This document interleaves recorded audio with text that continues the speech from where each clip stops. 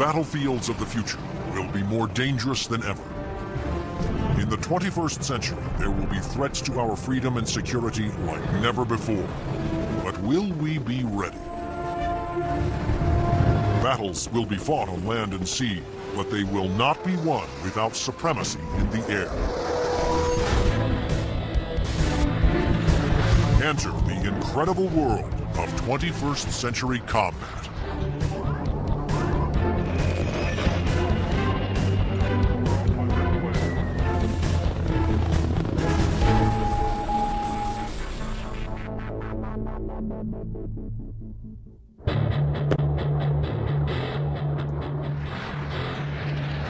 Air power is the dominant strategic force.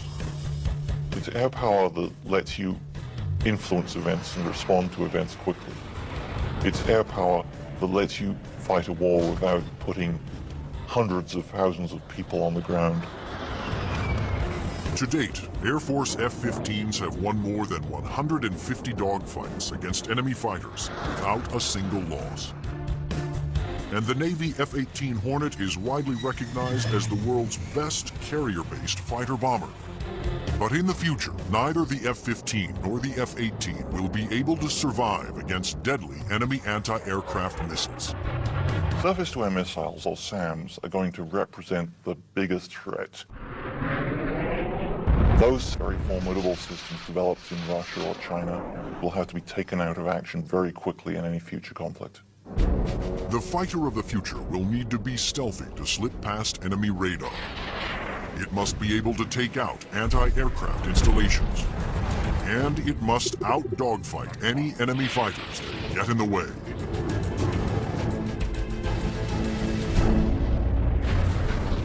That future fighter is already here. The F-22 Raptor. The air dominance fighter of the 21st century. Developed by Lockheed Martin, this advanced tactical fighter has been designed to be the first plane to cross enemy lines, clearing the way for all other forces.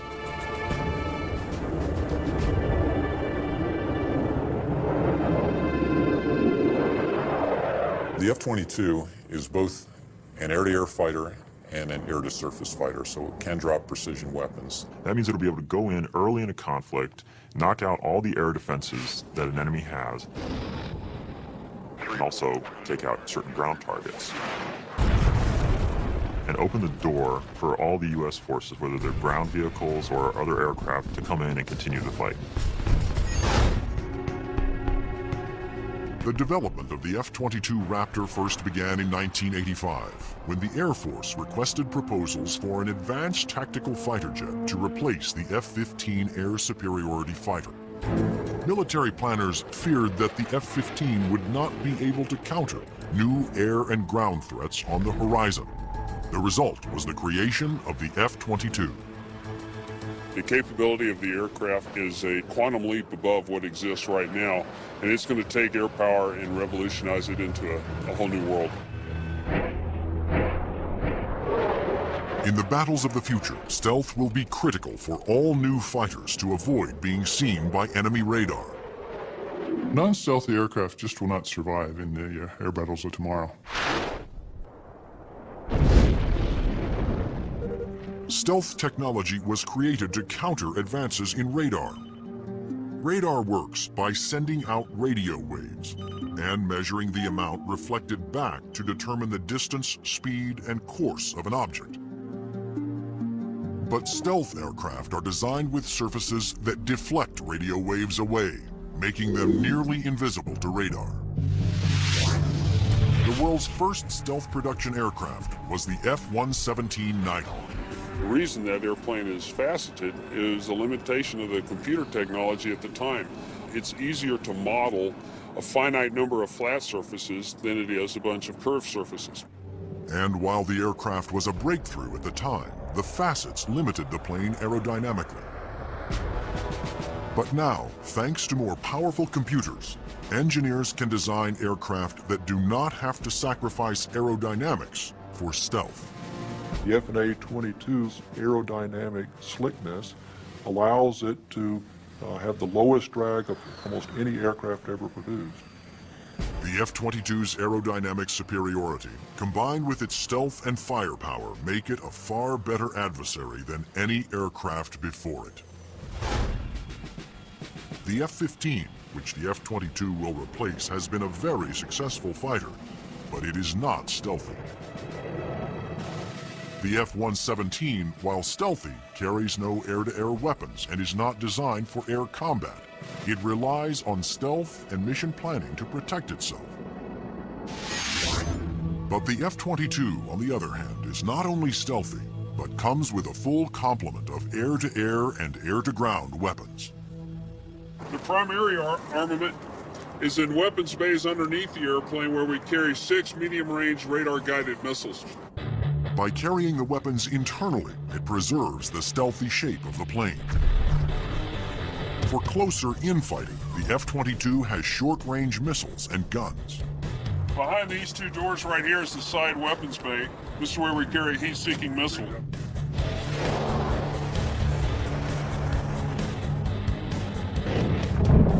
For close-in armament, the Raptor is equipped with the M61A2 cannon. The muzzle is hidden right behind this door right here. It's hidden because of the stealth characteristics of the airplane. Cannon carries 480 rounds and is capable of shooting 100 rounds a second. The F-22's advanced weapons systems will make it a formidable interceptor, as will its unique ability to find enemy aircraft without revealing its own position. When other planes use their radar, they become visible to every other radar system in the area. But that's not the case with the F-22. Perhaps the highest tech part of the airplane is the radome itself. Not only does the radome have to be stealthy, but it has to be able to transmit and receive its own radar signals. How the F-22 radar achieves that remarkable feat is classified. But what is known is that the F-22 can see enemy aircraft at a distance while remaining invisible to them. The first time that the bad guys will really notice an F-22 in the area is when one of them blows up.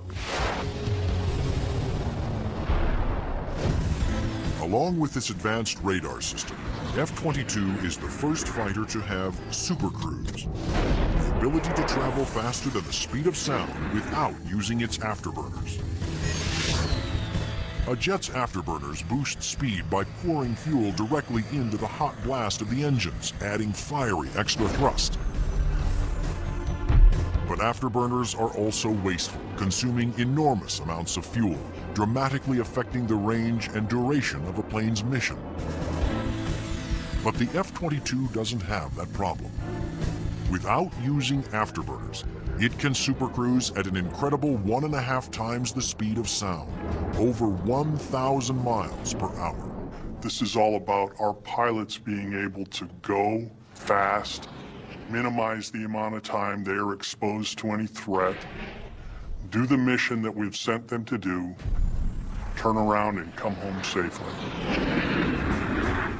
The F-22 is presently the only fighter in the world with supercruise, but it wouldn't be possible without a very unique set of engines.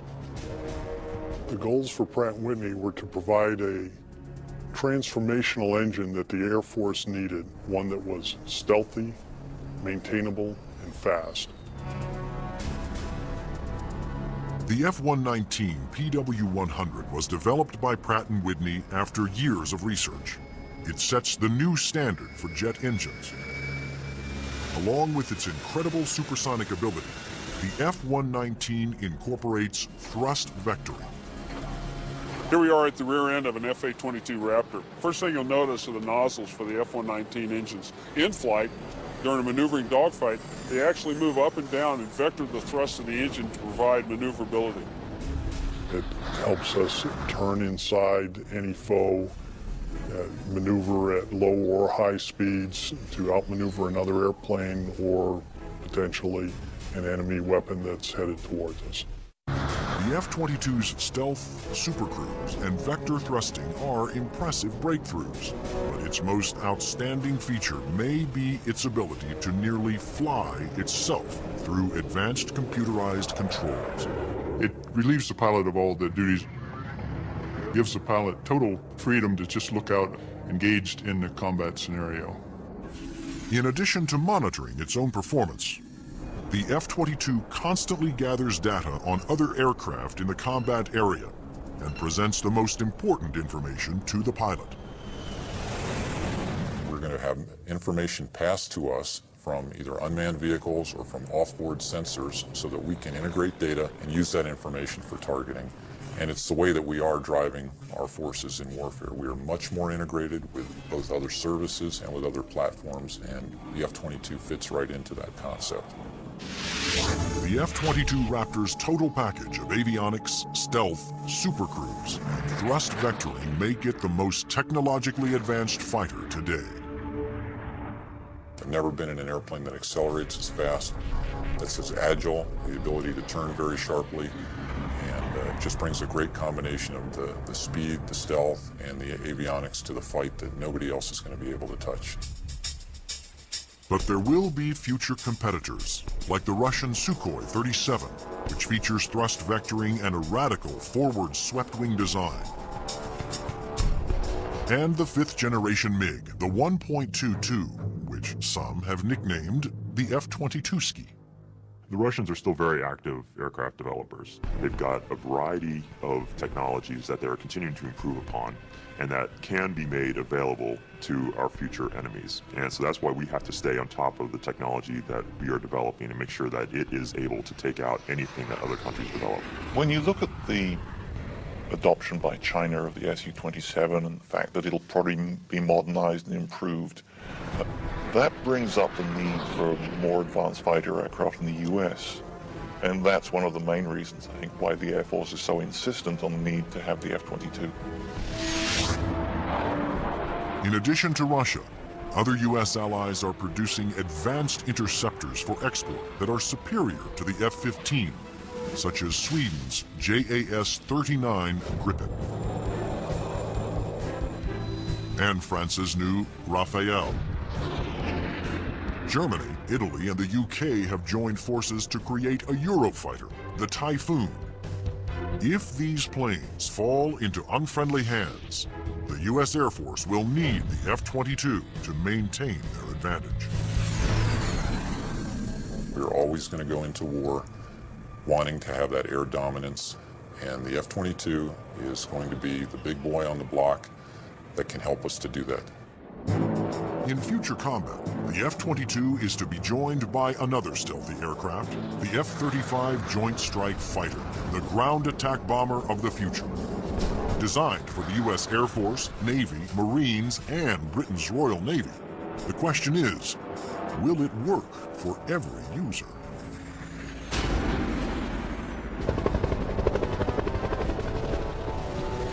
The rules of war have changed. Brute force has given way to high tech, and conventional weapons of the past will no longer be effective. In future battles, the F-22 will be the first fighter to cross enemy lines, surgically removing air and ground targets. Next in the F-35 Joint Strike Fighter, the attack bomber of the future. It will assume the air-to-ground attack role for the U.S. military. The F-35 can carry heavy weapons externally for maximum effect. But when a smaller payload is carried internally, it is nearly as stealthy as the vaunted F-117 Nighthawk. It has a significant amount of stealth capability to allow it to be used early on in a campaign, and it has a significant amount of weapons carrying and payload capability to be used at the later stages of campaign. The threat to the airplanes may not be as significant and require less stealth. The development of the F-35 was driven by the Armed Forces' desire to save costs by creating a ground attack bomber that would meet the needs of the Air Force, Navy, Marines, and Britain's Royal Navy. Airplanes are becoming very expensive these days, and we had to do something to get the cost of these airplanes back down to a reasonable level. The F-35 is expected to cost about $40 million, one-third the cost of an F-22 Raptor. But could one basic airframe be designed to satisfy so many different military demands? Each armed service wanted a stealthy ground attack bomber, but the Marines also needed a plane with short takeoff and vertical landing capability. The U.S. Navy required a craft with larger wings, heavy-duty landing gear, and an arresting hook for carrier landings. And the wings would have to fold up to save deck space. The size and scope of the JSF program is pretty significant. The airplane is being designed to replace the F-16 and the A-10 for the Air Force, the AV-8B for the Marine Corps, and the FA-18 for the Navy. Unlike the twin-engine F-22 Raptor, the F-35 Joint Strike Fighter was designed around a single engine to keep down not only costs, but weight. A lighter plane can carry more weapons. For the Joint Strike Fighter, one of the keys of its mission is the ability to handle a large amount of ordnance and bring it to an enemy site. That all works better with a single engine.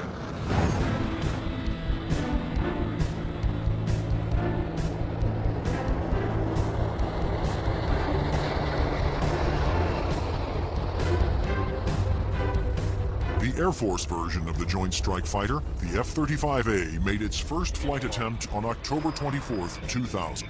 Tom Morgenfeld, who had been a test pilot for the F-22 Raptor, was at the controls.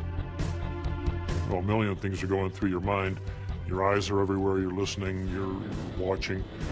Your senses are tuned to an incredible level because you're sensing and feeling the airplane for the very first time. It flies wonderfully. It's definitely a pilot's airplane. The Air Force testing went smoothly. Next, a Navy version was built with heavy-duty landing gear and wider wings for the slow speeds needed to land on carriers.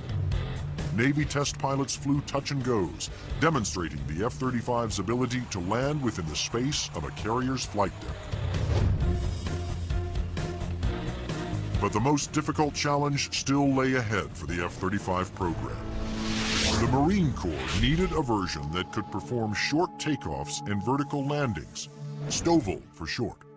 The STOVL capability is extremely important to the Marine Corps because the airplane can go just about anywhere that the rest of the forces can go. It's not limited to needing a large runway. It doesn't need a really big ship to operate off of. Engineers at Lockheed Martin, the designers of the F-35 Joint Strike Fighter, took a hard look at the AV-8B Harrier, the STOVL fighter that the new aircraft would have to improve upon. The Harrier is a great airplane if you look at the fact that it's basically 1960s technology. It's achieving all those wondrous STOVL flight sort of maneuvers without the aid of a lot of computers. The Harrier's ability to take off, hover, and land vertically is achieved by vectored thrust. The powerful force of its jet engine is directed downwards through 4 nozzles that can pivot 90 degrees. I was brought in because I am a Harrier pilot with almost 1,600 hours in that airplane.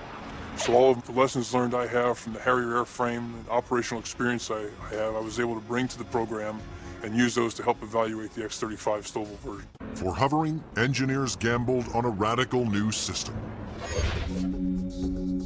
They planned to supplement the vectored thrust method by harnessing the jet engine to a drive shaft that would power a fan to blast air downward. In 1991, we unveiled this shaft-driven lift fan system to the technical world.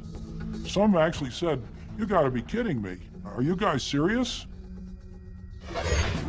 The lift fan required doors to open behind the pilot on the top and bottom of the plane to draw in more air.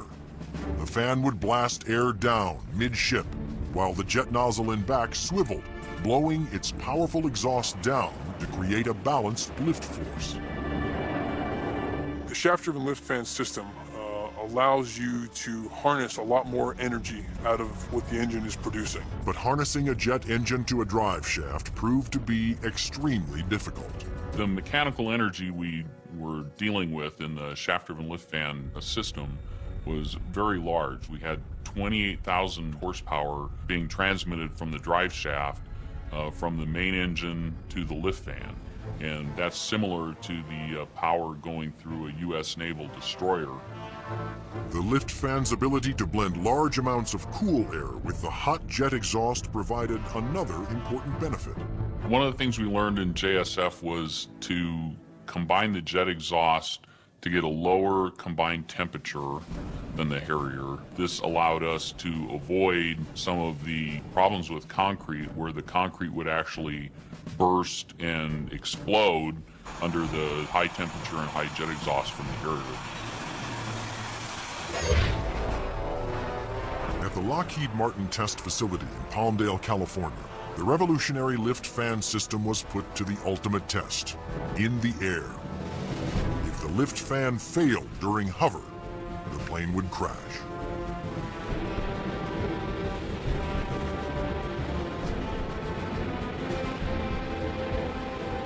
It made its first flight in 2001, and it was a complete success. And at that time, I didn't hear any more from the people who'd been saying for years, this thing will never work. It worked. Now, all three versions of the F-35 for the Air Force, Navy, and Marines are being developed and further tested for mass production. The United States, Britain, and their allies are expected to order more than 4,000 Joint Strike Fighters, which will replace most American-built fighter bombers in use today. The handling qualities of performance are stunning. It really is a pilot's airplane. It sort of makes you feel like a little boy. You want to take it home and tuck it under the pillow with you at night. It's just a pilot's airplane.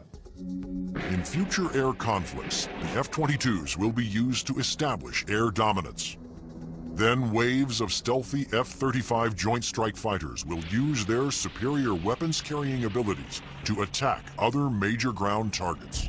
The Joint Strike Fighter is going to be the backbone airplane for hauling freight. It is going to be the muscle part of sustained forces. Commanders can also alter an F-35's mission in the air as situations change during the battle. There are a variety of ways for the F-35 to bring in information from external platforms, other airplanes flying around the battlefield, satellite-based assets, ground-based assets. All that information can be presented to the pilot in the cockpit and allow him to be more of a tactician and manage the tactics of the game that day instead of worrying about the nuances of flying the airplane. The pilot's job will be to supervise the process of identifying the target and then to give consent for weapons release.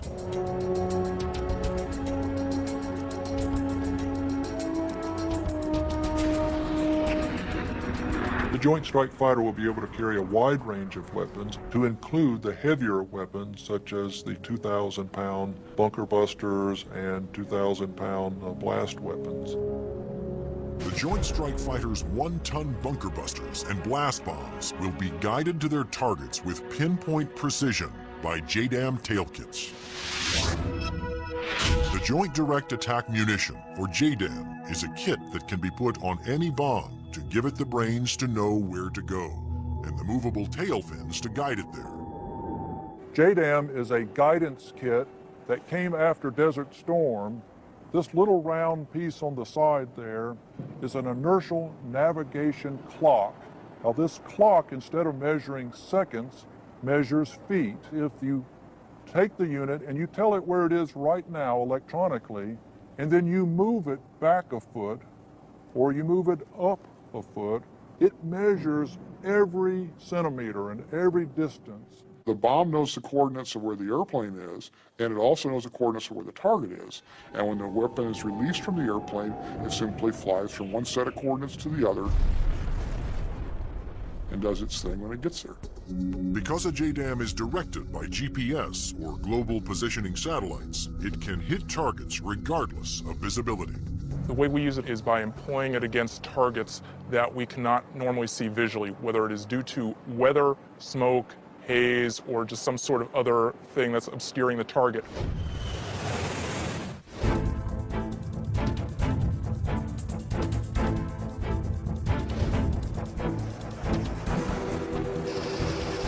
As the JDAM falls, its inertial clock keeps track of its position and signals the tail to make course corrections, directing it to the target.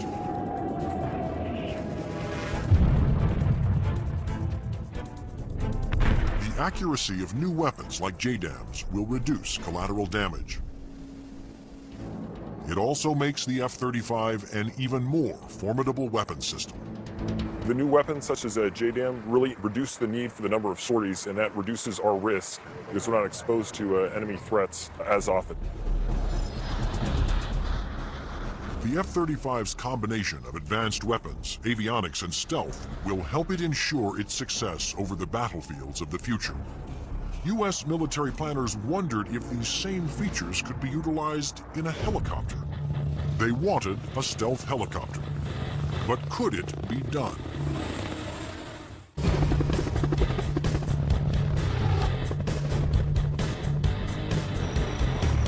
Over the last 50 years, helicopters have evolved from slow-moving multi-purpose support vehicles to fast-moving frontline attack ships.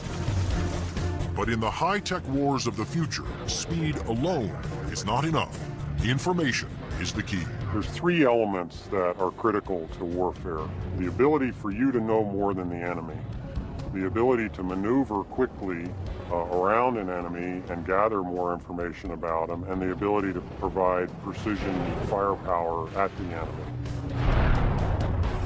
In future conflicts, after the F-22 Raptors and the F-35 Joint Strike Fighters have cleared the way, surveillance and attack helicopters will support ground troops as they move in to secure the area.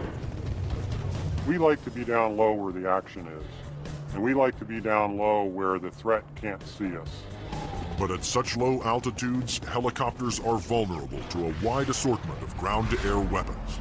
All the simple systems, the guns, unguided rockets, the surface-to-air missiles, it's got to deal with all of that, and it's got to deal all of it effectively. The Pentagon has responded with a two-pronged strategy to counter this threat. Inexpensive, expendable unmanned helicopters and stealthy manned helicopters. Unmanned helicopters will be primarily used for surveillance and for gathering targeting information. Fire Scout, designed by Northrop Grumman, was specifically developed to take off and land on Navy ships. However, the key to creating a successful manned helicopter for future combat is to make it stealthy like the F-22. But the question is, can it be done? Achieving stealth in a helicopter is different from stealth in a fixed-wing aircraft. You're concerned about different signatures, radar reflectivity, infrared, noise, all things that will give away an aircraft's position. Those signatures, like heat, smoke, and sound, put helicopters and their pilots at serious risk over the battlefield. All the small shoulder-fired missiles, which are very effective against helicopters, are heat-seeking infrared systems. The challenge for engineers was to create a quiet helicopter with very few signatures and a small radar cross-section. And that's exactly what Sikorsky has done with the new RAH-66 Comanche. In the Comanche, with all the stealth capabilities, we can defeat the radar threat. We can defeat the guy with the shoulder-launched heat-seeking missile. And from the guy popping up in the tree, our agility defeats him. Our small size, our quiet acoustic signature defeats him. Often the first thing you hear from a helicopter is the sound of the wake from the main rotor hitting the wake from the tail rotor. In the Comanche, the fan tail is shrouded, so there is no interaction between the fan blade tips and the main rotor tips, and it's also canted slightly. And those all contribute to reducing the acoustic signature. Engineers also experimented with the main rotor to find a quieter design. If you look at a Comanche, it's got a 5-blade rotor, and what that does is it cuts down the normal chop, chop, chop sound from a helicopter into a more discreet whir that kind of blends into the background. Reducing the heat signature of a helicopter is also essential to making it more survivable. When you look at a Comanche, the first thing you ask yourself is, where's the exhaust? Where does all this hot air get out of the engine? The Comanche's exhaust actually escapes through the tail boom, where it is instantly dispersed by cool air from the rotor. That missile has to have something to home in on, and that's a heat signature. Comanche defeats that by the engine exhaust being mixed with ambient air and cooling it so that there's no longer a heat plume for that missile to home in on. To defeat radar, the Comanche utilized the stealth secrets first developed for the F-117 Nighthawk. There are no radar-reflecting right angles on its outer fuselage, and all weapons are carried internally to help keep its stealthy shape. What's interesting about the helicopter is some of the things that achieve stealth actually make the helicopter better. Things like the retractable landing gear and the retractable weapons bays, that also makes it sleeker and faster. So once you've bought into the stealth part of it, you get other superior attributes. The main role of the Comanche is to give commanders an overview of the battlefield by providing up-to-the-minute information. Comanche is going to be basically their flying cavalryman. It's going to dart in and out, slash and cut, be a reconnaissance vehicle. As Comanche's two pilots gather data, their computer shares that data with other Allied forces. When the Comanche finds the enemy, he's going to kind of direct like a quarterback to apply the firepower to defeat that enemy.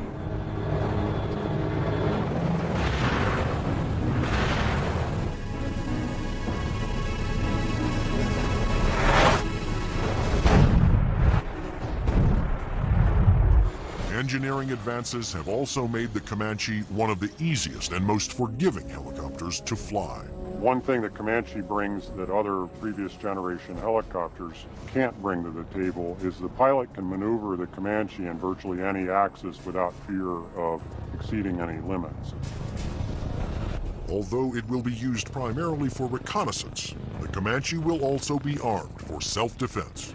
The Comanche is capable of carrying a wide array of weapons, all the way from guided missiles using a laser guidance system, heat-seeking missiles, which would be more of an air-to-air weapon, or unguided rockets, and also the latest Hellfire is pretty much a fire and forget.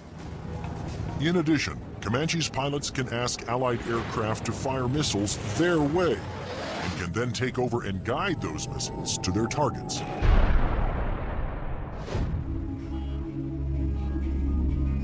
If the Comanche is hit, its computer system can often fix itself by reassigning vital functions to undamaged computer cards. This is where the computer brain of the Comanche is.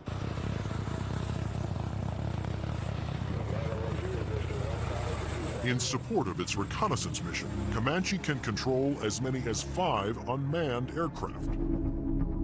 When the Comanche may be employed, it may have little vehicles that it launches out, so it has its own little eyes over the hill so it can see what's going on without putting itself at risk. In addition to launching its own unmanned air vehicles, Comanches may be aided on the battlefield by swarms of LOCAS, small intelligent missiles with their own computer brains. It's about 31 inches long, weighs a little over 100 pounds, carries a single warhead, has a laser radar. In other words, it has a scanning laser beam that generates pictures. The LOCAS also communicate with each other and cooperate in searches and attacks. You could have a swarm of LOCASes, each of which has its own eyes, each of which is thinking, but each of which is communicating with each other. Send that imagery back to the operators who could either use these as surveillance probes or, in fact, as weapons themselves. Weapons like LOCAS reflect the trends toward electronically linking all Allied forces and weapons so that information can be shared and used by all. By networking aircraft over the battlefield, with surveillance platforms and other weapons systems, commanders can quickly change missions to take advantage of up-to-the-minute information. The key to the air battle of the future is not necessarily stealth, speed, or firepower. It's going to be information. Unmanned air vehicles, or UAVs, will provide a large part of that information while flying long-duration surveillance missions. So, will the Air Force of the future have no pilots? Since the very first use of airplanes in war, military planners have looked for ways to make aircraft more effective and more lethal. Once so secret their very existence was denied by the government, unmanned air combat vehicles, or UCAVs, are now poised to take the preeminent role in 21st century air combat.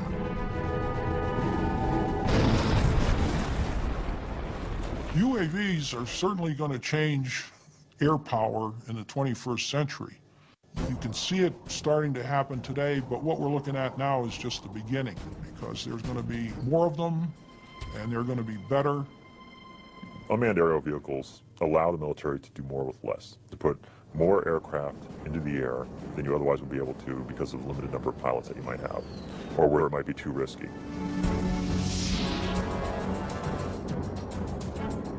In the future, aircraft that have no pilots on board will carry out the most dangerous combat missions. Today, unmanned air vehicles, or UAVs, are already taking over the role of long-duration surveillance. UAVs don't have mothers.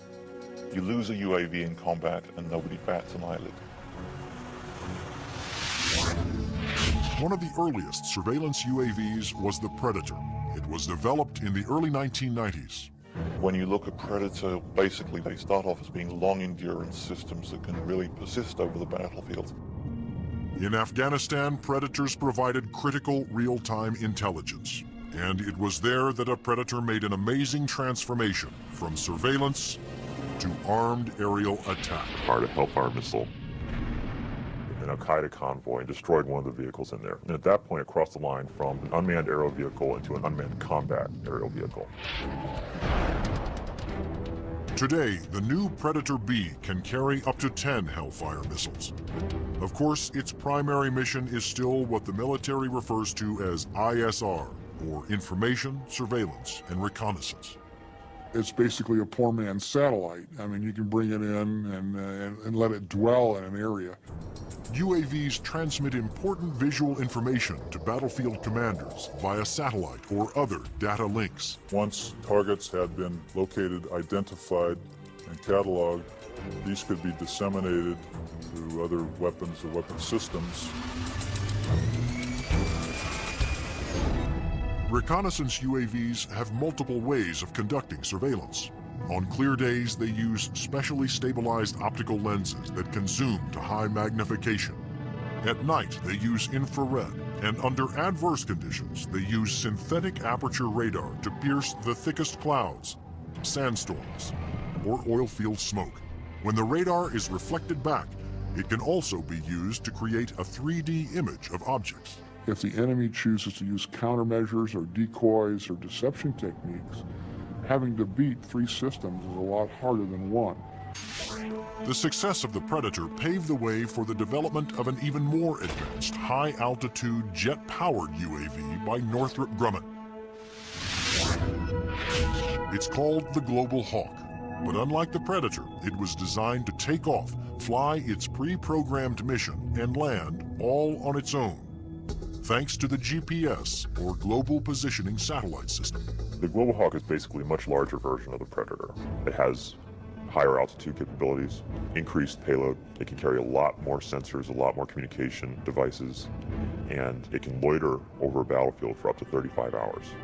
The Global Hawk can stay aloft for a day or more, providing constant near real-time video surveillance over an area the size of Illinois. Predator and Global Hawk give us an up-close view, which is something you can't get from a national asset, which would be a satellite type of thing.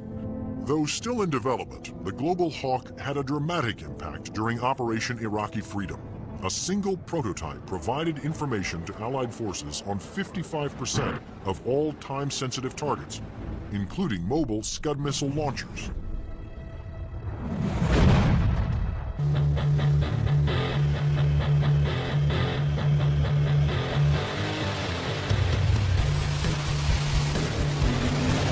Like the Air Force, the Navy wanted its own autonomous UAVs. However, designing one to take off and land on an aircraft carrier was a tremendous challenge. But the engineers at Northrop Grumman were up for it. In the summer of 2000, they began working on the X-47 Pegasus. The hardest part of the Pegasus program was definitely the flight controls. Getting on and off an aircraft carrier, of course, is one of the toughest design problems for an aircraft. And doing this with a tailless vehicle like Pegasus certainly was the toughest problem we had. That problem was solved by using 6 innovative surfaces to make the plane climb, descend, and turn. This surface just rotates up. the elevon, of course, both up and down, and then there's another inlay on the lower surface as well. The first flight of Pegasus, the demonstration was very, very successful. It lasted approximately 12 minutes. There was no human in the loop. But could Pegasus, without any human assistance, land within the tiny space between the arresting cables of an aircraft carrier? The engineers came up with an ingenious way to find out. And we actually glued a small paintball down into the bottom of the hook so we could get a clear touchdown point. That was quite an achievement that we're very proud of. The Navy will use its stealthy UAVs to get targeting information for its guns, missiles, and fighter aircraft. The initial focus has been on information, surveillance, and reconnaissance to provide targeting information to the Navy's strike packages.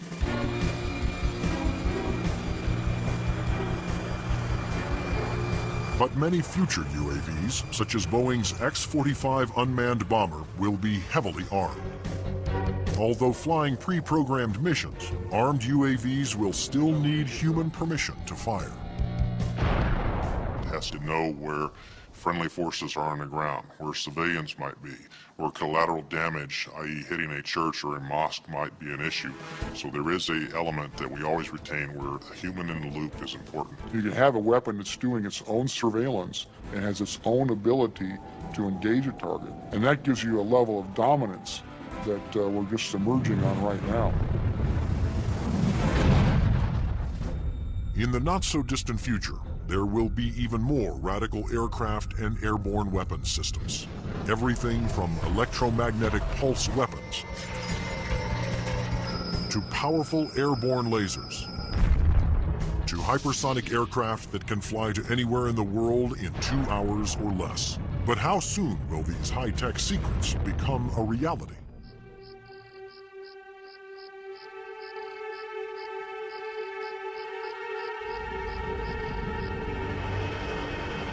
The enigmatic F-117 stealth jet flew in secret for 10 years before its existence was revealed to the public. Some of the unclassified projects that are acknowledged by the Pentagon seem more like science fiction than reality. The military is designing a weapon system designed to neutralize an enemy encampment or factory without destroying it and scattering nuclear, biological, or chemical materials. Electromagnetic pulse, or EMP weapons, will blast a highly concentrated magnetic field towards its target, overloading and destroying any electrical components. The small electromagnetic pulse weapons offer some pretty startling capabilities. You can essentially completely destroy an enemy's electronic infrastructure in a very precise way. You can fly over a small facility, only a couple of acres, fire it, and suddenly none of their computers work, none of their weapons work, none of their electronics at all will work. Researchers are also experimenting with an airborne chemical laser. An entire aircraft has been turned into a chemical energy plant that points that laser at a target and burns through missiles. This aircraft will fly at higher altitudes and will primarily be used for Scuds or for ballistic targets that would be fired from one country to another.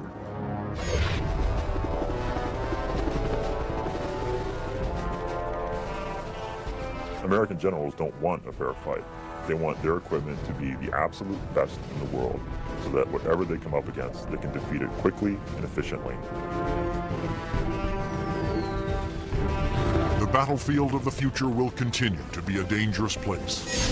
But military planners believe that the key to maintaining the security of the United States is to develop the weapon systems of tomorrow, today.